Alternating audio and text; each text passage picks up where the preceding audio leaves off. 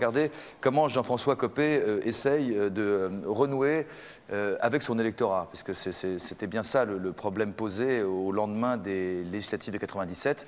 Vous vous souvenez quand le président Chirac a dissous l'Assemblée, je ne sais pas si vous vous souvenez de cette... On ne peut pas l'oublier. On ne peut pas l'oublier, et que donc vous en avez profité pour vous faire battre, et que vous êtes posé des questions sur votre façon de vous positionner par rapport à vos électeurs, plutôt que par rapport à l'échiquier politique. Donc vous avez accepté qu'une équipe de Ça discute vous suive sur le terrain, pour voir si vos bonnes intentions, déclarées dans un bouquin ou tout ce que je n'ai pas appris de l'ENA, enfin, à peu de choses près, étaient mises en application. Reportage donc à Meaux, où vous êtes toujours maire. Oui. Monsieur Copé, au comité politique du RPR également, de Jean-Baptiste Clavry, qui a été bien culotté, qui a interpellé, vous allez voir, Édouard Balladur, Alain Juppé et bien d'autres, de Ludovic Fortin et de Benoît Grément. Comment ça va? Ça va, vous allez bien? Salut Bertoche. Ça va Bertoche?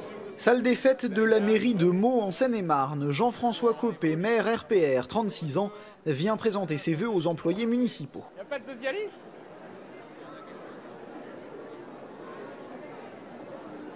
Madame et messieurs les conseillers municipaux, C'est le secrétaire général. chers collègues, Avant de prononcer son discours, le maire écoute attentivement celui du secrétaire général de la mairie. 20 minutes d'un discours plutôt technique que les employés municipaux suivent tant bien que mal.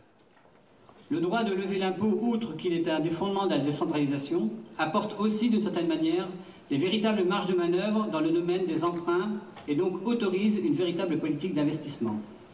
Et le niveau de réussite sera celui du maillon le plus faible.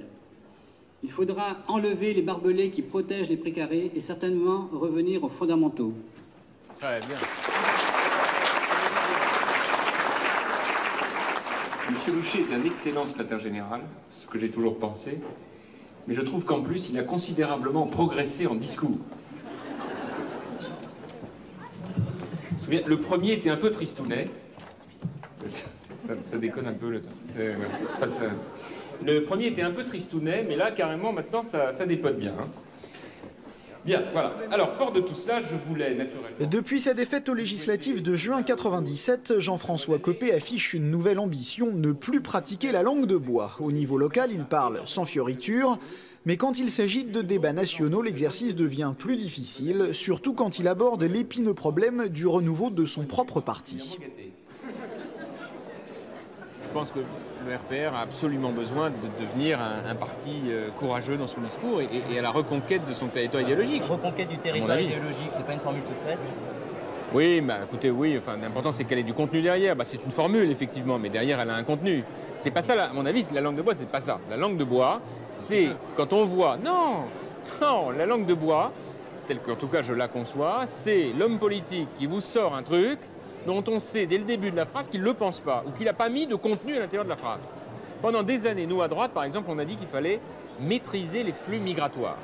Non. Phrase qui était absolument incompréhensible pour les gens, qui veut dire en clair qu'il faut lutter contre l'immigration. Enfin, flux migratoire, ça fait moins choquant, etc. Mais comme derrière, on n'a jamais mis de contenu, on a mis un temps fou à se faire comprendre. Qu'est-ce que vous diriez, vous? Bah là, je dirais tout simplement... Enfin, moi, je pense qu'en plus, le problème n'est plus l'immigration, c'est la gestion de l'intégration. Retour à la mairie, Jean-François Copé retrouve ses adjoints pour le bureau municipal qui se tient tous les lundis. Pour des raisons de sécurité. Ça, c'est très bien, ce parking n'est pas utilisé, il est vide depuis 20 ans. Ah, la tempête. Consultation des entreprises pour la réalisation des différents travaux liés à la tempête. Mais le gouvernement, qui a une cagnotte fiscale considérable, nous aidera. C'est plutôt réservé finalement aux débats nationaux, hein, la langue de bois. Parce que finalement, je m'aperçois que sur le plan local, enfin je parle sous votre contrôle, mais globalement sur le plan local, c'est beaucoup plus détendu le truc. Si vous faites de la langue de bois sur le terrain, on vous éclate de rire au nez. Vous, en tant que secrétaire national du RPR, est-ce que vous en faites parfois de la langue de bois? Ici ou à Paris? À Paris. Bah, écoutez, il m'arrive d'en faire un peu, mais pas plus que ça. Non, mais non, je vais vous dire, ce sur quoi il est très difficile de ne pas en faire devant les caméras, c'est quand on parle des gens, de ses amis politiques. Regardez la difficulté qui est la nôtre pour aborder les questions sensibles qui touchent nos amis politiques, que ce soit sur la mairie de Paris, etc. Sur Jean Tibéry, on a tous des difficultés, moi le premier, parce que c'est un sujet qui nous met tous mal à l'aise, non pas par rapport à sa personne, mais par rapport à l'image médiatique qui ressort sur Paris. Donc, quand on fait une émission de télé et qu'on est harcelé par un journaliste sur cette question, on est effectivement hyper mal à l'aise. Il faut trouver les mots justes et c'est jamais simple. soit on cogne contre son propre camp, et dans ce cas on n'est pas fier de soi, soit on dit rien et on vous dit ah, vous avez fait de la langue de bois. Passons de 206 millions de francs. Premier comité politique du RPR depuis l'élection de Michel Alliot-Marie à la tête du parti. C'est en tant que secrétaire national que Jean-François Copé y participe. Nous y avons rencontré les cadres du RPR. Vous l'avez déjà pratiqué, la langue de bois? Ça m'est arrivé, oui. Comme tous les politiques, d'ailleurs. À quel moment? Probablement, plus sûrement au gouvernement. La langue de tech. Pourquoi la langue de tech? Non, parce que en fait, c'est la nouvelle génération de langue de bois. On dit langue de tech. Vous en faites partie? Non, moi je suis jeune, je peux dire ce que je pense. C'est un mélange de bêtises, d'ignorance et de convenance. Dans quelle situation vous l'avez pratiqué? Oh, rarement, on la pratique toujours un peu. J'essaye depuis bien longtemps maintenant de ne pas la pratiquer, chacun peut le constater. C'est le langage de M. Jospin qui ne cherche que les images et qui ne parle jamais du contenu des vrais problèmes. Les champions de la langue de bois, qu'est-ce que je pourrais dire? Au RPR, si ça peut vous aider? Ah non, d'abord je dis pas de mal des copains. J'ai beaucoup trop de noms à proposer, donc je me suis déjà suffisamment fâché avec un certain nombre. Je souhaite ne pas me faire encore des ennemis aujourd'hui. Vous voyez, prototype de la langue de bois. Vous la pratiquez jamais? Ah non. Comment c'est possible ça? Hein? Comment c'est possible? Il suffit de parler avec naturel, c'est tout. Et dans des situations Et de difficiles? ne pas faire les grandes écoles. Je l'ai jamais pratiqué, parce que si je l'avais pratiqué, je serais peut-être à des responsabilités supérieures aux miennes. Donc ça veut dire que c'est indissociable de la politique? Pour réussir en politique, il faut faire de la langue de bois? Disons que c'est souhaitable, ouais. Alors comment vous allez faire? Je vais changer de métier. Moi, je n'ai jamais été langue de bois. J'ai toujours dit clairement les choses telles que je les sens, telles que je les sais et telles que je les pense. Donc, je n'ai jamais été langue de bois. Qu'est-ce que c'est pour vous la langue de bois exactement? C'est souvent les questions que me posent les journalistes. C'est toujours de la faute des journalistes? Non, c'est la faute, c'est notre faute. Ah donc vous reconnaissez en faire un petit peu alors? La langue de bois? Ou en avoir fait? Mais j'en fais tout le temps. Je veux avoir votre avis sur la langue de bois. Est-ce que vous en pensez? Le meilleur moyen de ne pas parler la langue de bois, c'est de ne pas parler. C'est indissociable du discours politique, la langue de bois? Oui, parce qu'on ne peut pas toujours tout dire. Et c'est pas non plus nécessaire de tout dire. Est-ce que vous l'avez déjà pratiqué, s'il vous plaît?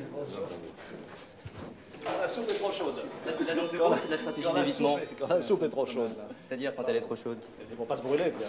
Qu'est-ce que vous proposez pour l'éradiquer totalement, la langue de bois? Je ne sais pas, je n'ai pas d'imagination, c'est comme ça, pris au dépourvu le matin. Hein? Donc elle est indissociable du discours politique. Salut Thierry. C'est Thierry. Tu vas bien? Ça va? Allez, il en faut un peu quand même. Dans un univers civilisé. Il en faut un peu quand même. C'est amusant, non? Qu'est-ce qu'il y a, Benoît? Il n'y a vraiment pas de bol, Juppé, quoi. Il en faut comme... Il a un bon fond, mais bon... Il dit... Il dit il en faut quand même un peu. Nous sommes dans un univers civilisé en parlant de langue de bois. Ça vous inspire quoi? Je sais pas, moi j'ai vu que la porte qui se fermait, j'ai pas tellement... J'ai posé quelques questions à Marie-Lise Lebranchu et à Jean-François Copé, puisqu'ils essayent tous les deux de combattre la langue de bois. Donc Marie-Lise, vous siégez au Conseil des ministres chaque mercredi, avec tout le gouvernement et en présent... Pas toujours, parce que je suis que secrétaire d'État. Voilà, pas toujours, voilà. Donc quelques mercredis, avec tout le gouvernement, le Premier ministre et le Président de la République. Ma première question, c'est est-ce que Jacques Chirac est un bon Président de la République?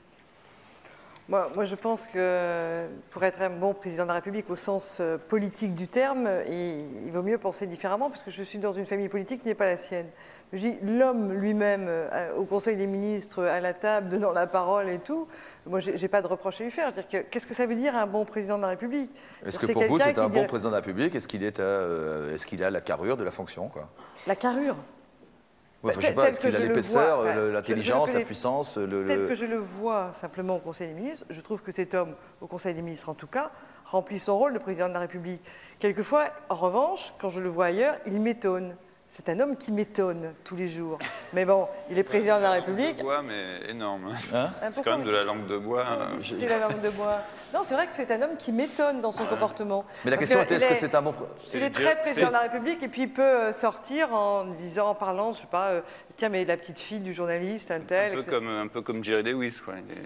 Il est étonnant. Quoi. Non, on n'a pas demandé s'il était sympathique. Attendez, le président de la République, aujourd'hui, est limité dans sa fonction de président de la République par le fait que le Premier ministre et la majorité ne sont pas la sienne. Ça n'a pas été le cas tout le temps. Bon, je pense qu'au niveau international, en revanche, je l'ai entendu l'autre jour parlant de l'Autriche, je trouvais que sa réaction président de la République de la France, j'étais contente de la réaction du président de la République. Voilà. Langue de bois ou pas langue de bois à dans ce la moment-là. réponse de Marie-Lise Lebranchu? Ce genre de questions à la télé, vous n'avez qu'une réponse de langue de bois, c'est évident. Moi, si je vous demande est-ce que M. Tessier est un bon président? Alors, c'est un bon président. Ben voilà.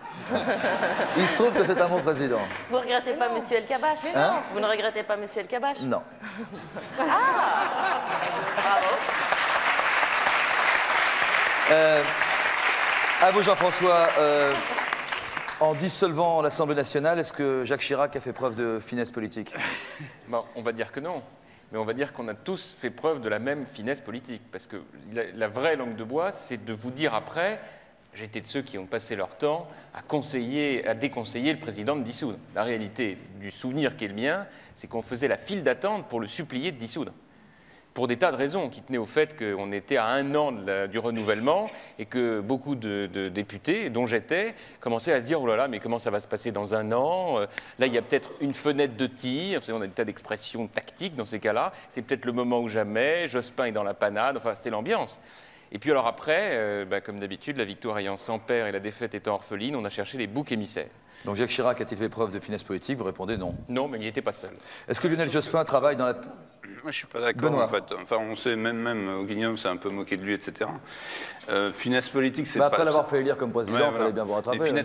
Finesse politique, c'est peut-être pas le bon mot, mais en fait, pour l'intérêt général, ça a été un coup de génie, quoi, parce que maintenant, il y a un gouvernement de gauche. C'est vrai. Marie-Lise, Lionel Jospin travaille-t-il dans la perspective de l'élection présidentielle de 2002?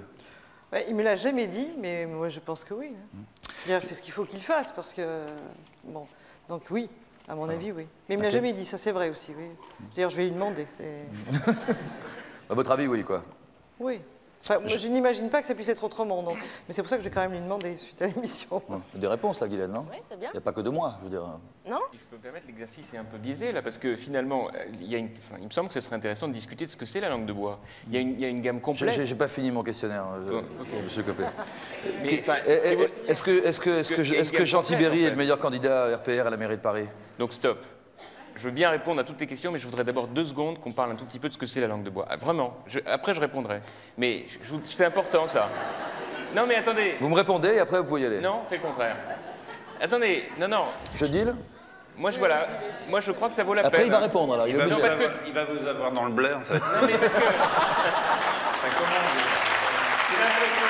Non, mais parce que franchement... Sinon c'est un peu piégeux. Ça devient, je sais pas, du Carl Zéro. Enfin, c'est une autre émission. Et je trouve ce qui est intéressant, c'est... Arrêtez, là. Non, vous allez trop loin, là. Faut pas l'insulter non plus. Mais, moi, je veux bien, mais si on Pourquoi est-ce que ça vous gêne, la question qu'il vous a posée? Mais j'ai pas dit qu'elle me gênait. J'ai dit que j'étais même partant pour y répondre. Mais avant, je voudrais simplement qu'en 2 secondes, pour qu'au moins les gens sachent de quoi on parle, je suis obligé de réduire le temps. Top chrono. C'est une négociation. Top chrono, monsieur Copé, top chrono. C'est qu'il y a toute une palette dans la langue de bois. Il faut savoir que la plus dure pour un homme politique, c'est celle qui consiste à répondre là où on vous fait parler de vos copains. C'est la pire. Et vous pouvez, en 3 minutes, liquider Marie-Lise Lebranchu et me liquider à travers ce type de questions. Parce que vous savez très bien que derrière ça, on ne s'en sort pas. Je vais vous donner une anecdote.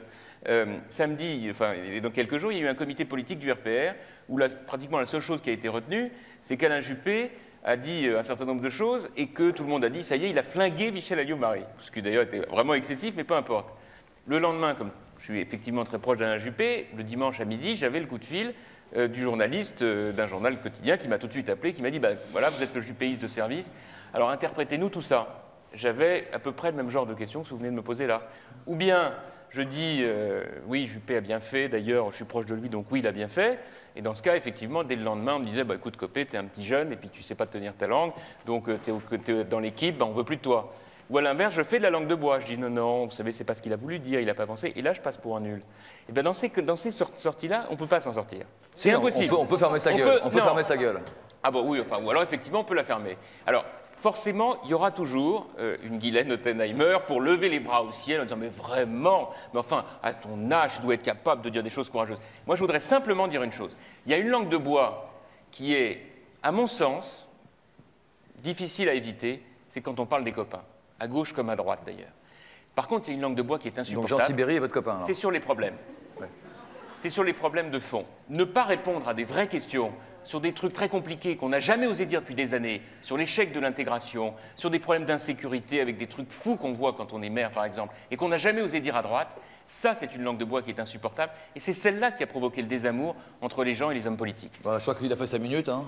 Oui. Il fallait que je les fasse. Maintenant, si vous voulez, on peut aller parler de Vous pouvez répondre à la question, non? Allons-y. Alors, quel est le meilleur candidat pour la mairie de Paris? Bah écoutez, ce qui est sûr, c'est que moi, j'ai proposé une solution d'un truc dont on ne se sort pas. On est quelques-uns à la proposer. Ouais. C'est que les militants votent, qu'on fasse un parti moderne, que les militants s'expriment et qu'on voit quel est le meilleur candidat. Mais pour vous, ce sera ça la solution. Et pour vous, en tant que militant? Pour moi, ben moi, je ne suis pas militant à Paris. Oui. La solution non, en tant pour moi... que militant... Non, ça, c'était la séquence langue de bois, parce que comme j'ai Guylaine Ottenheimer dans l'œil, je veux absolument voir comment elle bouge. Je crois que vous la faites bien rigoler pour l'instant. Oui. Écoutez, ce qui est vrai, on le sait très bien, il y a un méga problème pour nous à Paris, c'est l'image de Jean Tibéry. Et par rapport à ça, on ne sait pas comment on sort par le haut. Et ça, il faut qu'on trouve une solution dans les mois qui viennent. Il ne faut surtout pas sortir par le haut, parce que c'est Jacques Chirac, donc... Oui. Enfin, écoutez, allez, 2 secondes de contre-attaque. Il ne faut quand même pas que je termine complètement... Bon, là-dessus, juste un mot. À gauche, ils ont des angoisses terribles aussi. Actuellement, il y a le candidat qui est Delanoë. Personne ne le sait, mais il ne dort plus la nuit depuis des semaines. Parce que son angoisse, c'est que Jack Lang soit parachuté sur Paris. Et il y avait une interview il y a quelques jours qui était extraordinaire. Stop, je vous arrête tout de suite, je l'ai. On va la regarder ensemble. Et je pense que vous allez aider nous à décrypter la question qui a été posée à Jacques Lang au Club de la Presse d'Europe 1, c'était le 21 janvier dernier. La question du journaliste, serez-vous candidat à la mairie de Paris? La totalité de la réponse durait 7 minutes 50. On l'a montée en 1 minute 06 et je ne crois pas qu'on ait vraiment dénaturé le sens profond de ce que voulait dire le maire de Blois. Je propose de regarder donc Jacques Lang au Club de la Presse. Si vous voulez, la question... Allez, ne tournez pas autour du pot, oui ou non? Il n'y a pas de pot. Je dirais simplement que... Ça, on verra ça au moment des résultats, si j'ose dire. Je dirais simplement que d'abord, si j'ai bien compris, il y a un calendrier des candidatures et le devoir d'un bon militant est de le respecter. Les candidatures à la candidature ne sont pas ouvertes.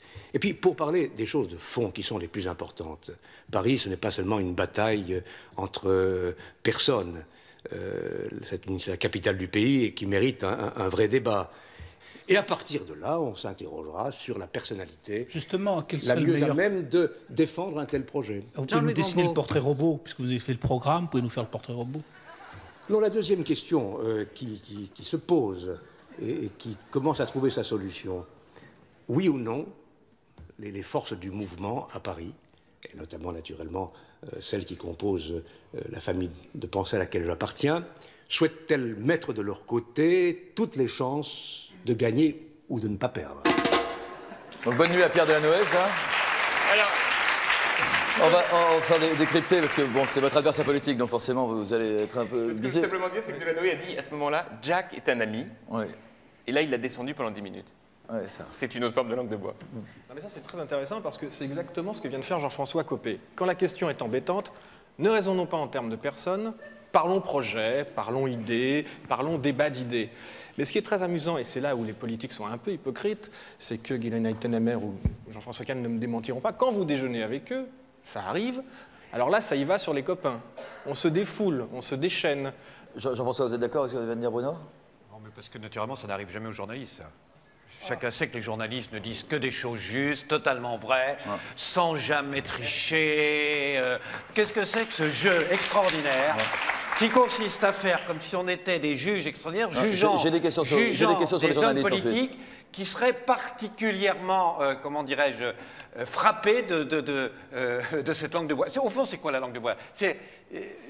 J'entendais tout à l'heure, au début de l'émission, c'est extraordinaire tous ces témoignages. Le mensonge, toujours, pratiquement, sauf la mythomanie, le mensonge, c'est une autoprotection. Toujours. C'est toujours une forme d'autoprotection.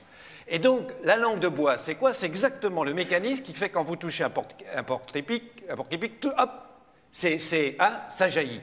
Eh bien, vous touchez quelqu'un, vous le dérangez, hop, quelque chose jaillit, c'est cette espèce de langue qui le protège.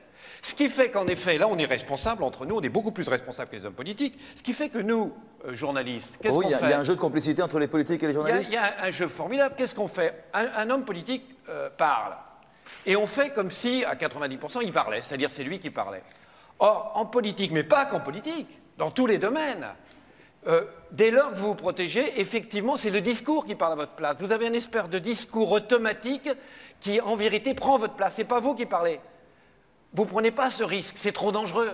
Donc vous avez un discours tout fait, protecteur, une sorte de carapace, les épis comme les porcs épics, et hop, ça marche automatiquement pour vous protéger. Mais c'est nous qui sommes responsables de croire qu'en vérité, ce que expriment les hommes politiques, c'est vraiment ce qu'ils pensent. On sait très bien qu'ils se protègent, comme nous protégeons. Mais comment est la société en général? Vous entendez les relances de Serge Mais Julie, tournez pas autour du pot. D'une façon générale, regardez, quand on écrit à quelqu'un, qu'on écrit « Monsieur, veuillez croire à ma considération distinguée ». Attendez, la considération, elle n'est absolument pas distinguée. On l'emmerde, le type, dans 50% des fois. Quand on écrit « Monsieur, je vous prie de croire à ma haute considération », le type, on le prend pour un con, on dit « ma haute considération ». Ou bien on est invité chez quelqu'un. Chaque fois qu'on est invité chez quelqu'un, « Ah, madame, c'était très très bon ce qu'on a mangé ». Même quand on a trouvé ça dégueulasse. Et d'ailleurs, bien sûr. Et d'ailleurs, si on lui disait que ce qu'on avait mangé était absolument dégueulasse, la maîtresse de maison vous répondrait éventuellement que votre discussion a été particulièrement ennuyeuse et qu'elle s'emmerdait pendant toute la soirée. Et vous lui direz qu'elle a qu'une fille qui est moche comme un pou et la société serait invivable. Ça, donc vous adhérez à ce que disait Alain Juppé en disant qu'on vit dans une société civilisée, qu'on doit faire des concessions? Il faut bien voir que d'abord, c'est tout le système social qui est basé sur ce type disons, de mensonges, de langue de bois généralisée, mais qu'en plus, essayez d'en sortir. Regardez Monsieur Barr, elle l'a dit très bien Oppenheimer, très très bien, très justement. Regardez Madame Oppenheimer, regardez Raymond Barre. Les 2 ou 3 fois qu'il a dit vraiment ce qu'il pensait, il a dit au fond, je suis Raymond Barre, donc je peux quand même dire ce que je pense. Mais ça a été une catastrophe, d'ailleurs, du coup, il n'est plus Raymond Barre. On va passer directement à l'extrait avec Raymond Barre, etc. Gisèle Valéry qui est en régie. Il y a un jour un ministre, vous vous souvenez, c'était Bonnet, je crois, d'Agriculture. Il va à Montpellier et il dit « Votre vin, c'est de la piquette ». Tout le monde le sait, c'est vrai. Enfin, à l'époque, c'était vrai. Catastrophe! Le type, il a quasiment dû démissionner. Il y a un ministre des PTT qui a dit un jour... Être trieur au PTT, je sais que je l'ai été, c'est un métier un peu idiot. Catastrophe, il a dû démissionner. C'est-à-dire qu'en vérité, les gens n'attendent pas. Il faut dire aussi qu'il y a une responsabilité de l'auditeur. Qui attend? Quel homme politique peut être élu s'il dit exactement, dans tous les cas, ce qu'il pense? Qui dit aux agriculteurs qu'il faut diminuer les subventions? Vous le feriez? Non mais attendez, l'objectif... Bien sûr. Mais si toutes les règles du jeu changeaient, enfin je sais pas, on peut imaginer, c'est utopique. L'objectif, c'est pas qu'ils disent la vérité à chaque fois. L'objectif, c'est que dans les moments forts, ils soulèvent les vraies questions et qu'ils les assument et qu'ils essaient de porter un certain nombre de réponses sur les angoisses des gens. C'est ça la différence entre la mauvaise et la bonne langue de bois. C'est typique, parce que dans tout ce que vous avez dit jusqu'à présent, moi je ne dirais pas que c'était la langue de bois. Je pense que vous avez dit des choses que vous pensez qui étaient justes, etc. En revanche, cette phrase-là, soulever les vraies questions, alors ça c'est de la langue de bois, grosse, comme celle sur laquelle vous êtes assis. Attendez, allez, ça je veux vous dire, ça fait 30 ans que j'entends les hommes politiques dire « Bon, alors maintenant, messieurs, soulevons les vraies questions. » Ça, c'est vraiment... Il n'arrête jamais de parler. Attendez, d'un mot, simplement, ça... D'un mot, vous tenez pas vos promesses, vous. Je suis un peu comme lui, mais bon... Il n'a pas dit d'un mot, lui. Hein. Non, il n'a pas dit 2 secondes. Il a fait un énorme effet de manche là-dessus. Attendez, appelons ça... Bien sûr que c'est une phrase faite, les vraies questions. Mais derrière... Non, vous en êtes rendu compte, vous avez dit soulever des vraies questions et apporter des réponses. Mais derrière ça, il y a... Attendez, quand vous êtes maire, vous voyez des choses qui à Paris sont invisibles pour les yeux. Si vous ne les racontez pas, si vous n'essayez pas de proposer des solutions et au moins de dire très fort, mais attendez, ça va très mal chez nous, il y a des quartiers où on fait n'importe quoi. Si l'homme politique ne le raconte pas, ça, il ne fait pas son métier. Et quelque part, si ce qu'il dit, il n'ose pas le dire, et à droite, pendant des années, on n'a jamais osé dire ça, là, on fait de la vraie langue de bois, et c'est celle-là qui coûte cher à notre crédibilité. Mais moi, je voudrais dire une chose. Des réalités telles qu'une insécurité on va passer à l'extrait suivant, vous aurez l'occasion de vous exprimer. Juste une chose par rapport à ce qu'a dit Jean-François, c'est que c'est vrai qu'il y a des choses qui sont de la langue de bois, qui sont obligatoires, parce que sinon on arrive à des catastrophes. Mais ce qui est inadmissible, c'est quand un monsieur va à la télévision, en pleine bataille pour Paris, Jacques Lang, on sait qu'on va lui poser la question. Il veut faire de la présence antenne parce qu'il veut que les gens pensent à lui et qu'il soit bon dans les sondages et qu'on va faire des sondages et que les sondages vont dire que M. Lang est plus connu que M. Delanoë et que donc les militants vont être impressionnés parce qu'on va dire que M. Lang a une chance de gagner contre M. Tibéri. Donc il fait de l'exposition médiatique, mais il ne dit rien. Et ça, je trouve que c'est démocratiquement pas très bien. C'était la langue de bois, Jacques Lang, ou pas, pour vous? Mais d'abord... Non, d'abord, pourquoi on l'invite? Pourquoi le journaliste l'invite? Vous dites, il va à la radio faire le machin. Moi, j'essaye d'aller à la radio expliquer un certain nombre de dossiers. Je peux toujours essayer.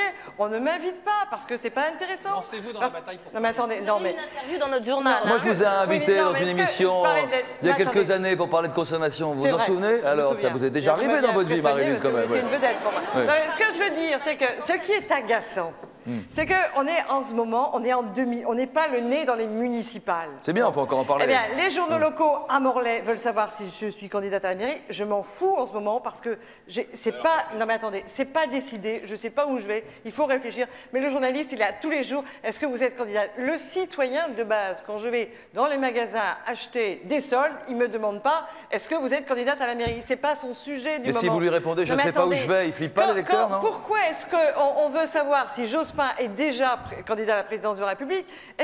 Pourquoi est-ce que les journalistes... Mais attendez, mais pourquoi toujours rien, d'accord. 2 ans avant, Oui.